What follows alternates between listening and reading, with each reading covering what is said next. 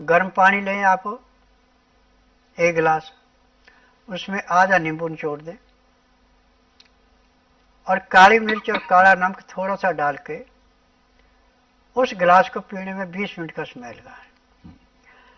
पीते पीते आपका सिर भी हल्का हो जाएगा, नाक बह रहा था बहना बंद हो जाएगा, बंद है तो खुल जाएगा, और जो आपको शरीर में जुकाम की वजह से जकड़न हो रही थी वो भी समाप्त हो जाएगी।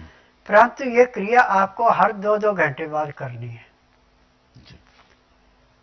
और आपका जुकाम 3 दिन में टोटली समाप्त।